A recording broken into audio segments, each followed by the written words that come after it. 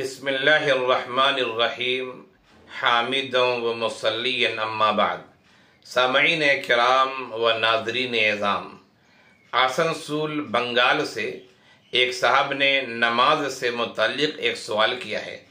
उन्होंने दरियाफ्त किया कि एक आदमी तन्हा नमाज पढ़ रहा है, यानी अकेले नमाज पढ़ रहा है, लेकिन उसने तीसरी रकात में सूरह फातिहा नहीं पढ़ी। तीसरी रकात में खड़ा हुआ, वो क़याम किया, थोड़ी देर रुका रहा, फिर उसने रुकू कर लिया और फिर उसके बाद चौथी रकात पर उसने सलाम फेर दिया। तीसरी रकात में उसने सूरह फातिहा नहीं पढ़ी, तो उसकी नमाज हुई या नहीं हुई, ज़रा शरई रहनुमाई फरमाएं। इस सिलसिले में अर्ज़ ये है कि सबसे पहले हमें ये देखना है कि आखिर वो कौन सी नमाज पढ़ रहा है, यानी फ़र्ज़ पढ़ रहा है या सुन्नत है, नफल है, वितर है, कौन सी नमाज पढ़ रहा है।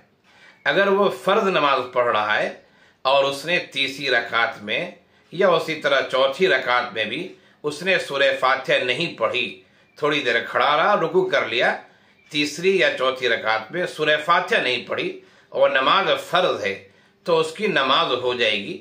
इसलिए कि फ़र्ज़ नमाज में तीसरी रकात में चौथी रकात में सूरह फातिहा पढ़ना ये सुन्नत है।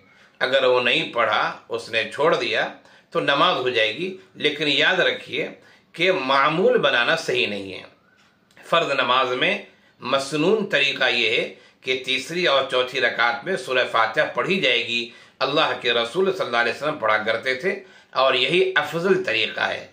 लेकिन अगर किसी ने नहीं पढ़ा, भूल गया, यूं ही जानबूझ के भी अगर छोड़ दिया उसने, तो नमाज तो उसकी हो जाएगी। मामूल इसका नहीं बनाना चाहिए। इस तरीक़े को हमेशा इख्तियार नहीं करना चाहिए, बल्कि फ़र्ज़ की तीसरी और चौथी रकात में सूरह फातिहा पढ़े वो।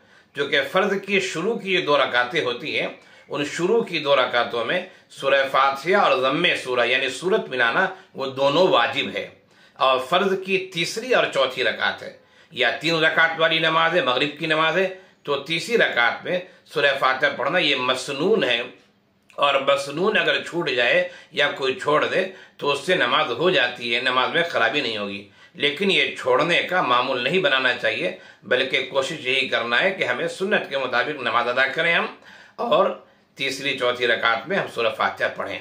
लेकिन अगर नमाज नफल है, यानी सुन्नत है, सुन्नत मुक्कदा हो, गैर मुक्कदा हो, या नफल हो, या उसी तरह वितर है, तो फिर उसकी तीसरी और चौथी रकात में सूरह फातिहा पढ़ना वाजिब है, ज़रूरी है।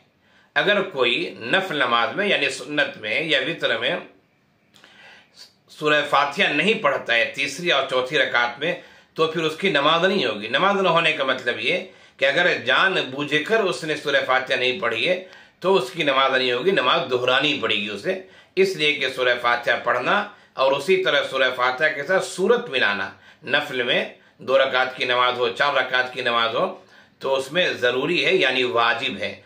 अगर सहवन छूट जाए, भूले से छूट जाए, तो सजदे सहव करने से नमाज अदा हो जाएगी। जानबूझकर छोड़ा है तो फिर उसे नमाज दोहरानी पड़ेगी।